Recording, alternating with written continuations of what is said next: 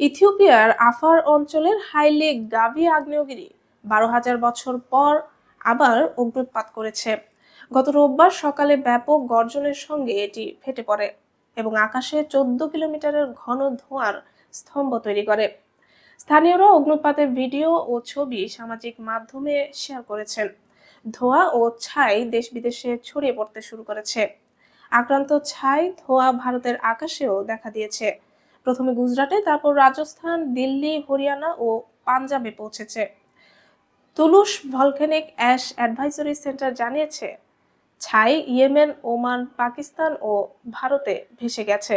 পাকিস্তানের আবহাওয়া বিভাগও তাদের আকাশসীমায় ছাই প্রবেশের পর সতর্কতা জারি করেছে। ভারতের আবহাওয়া বিভাগ জানিয়েছে, দিল্লিতে ছাই ধোঁয়ার সরাসরি প্রভাব তেমন নেই, কারণ ছাই উপরের বায়ুমণ্ডলে ভেসে বেড়াচ্ছে। তবে বিমান পরিবহন নিয়ন্ত্রক সংস্থা ডিজিসিএ সতর্কতা জারি করেছে, বিমানগুলোকে ছাই প্রভাবিত এলাকা এড়িয়ে চলতে হবে এবং কোনো সংঘর্ষ ঘটলে তা অবিলম্বে জানাতে হবে।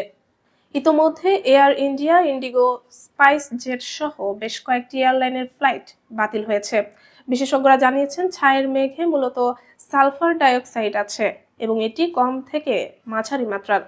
মেঘের কিছু অংশ উত্তরপ্রদেশের টেরাই, নেপাল ও হিমালয় অঞ্চলের দিকে যাচ্ছে। পাহাড়ের সাথে সংঘর্ষ হলে কিছু অংশ চীনের দিকে যেতে পারে। হাইলি গাভি আগ্নেয়গিরি ইথিওপিয়ার রিফট ভ্যালি অঞ্চলে অবস্থিত।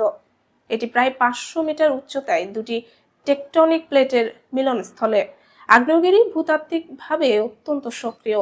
স্মিথসোনিয়ান ইনস্টিটিউশন জানাচ্ছে, হোলোসিন যুগে অর্থাৎ প্রায় 12,000 বছর আগে এই আগ্নেয়গিরি সর্বশেষ অগ্ন্যুৎপাত করেছিল।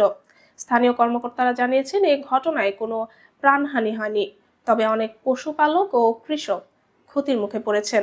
ছাই ধোঁয়ার ফুটেজ সামাজিক মাধ্যমে ছড়িয়ে পড়েছে, যেখানে দেখা যায় আকাশ ঢেকে যাচ্ছে ধোঁয়ার মেঘে, মোটামুটি পারমাণবিক বোমার কুণ্ডলীর মতো দৃশ্য।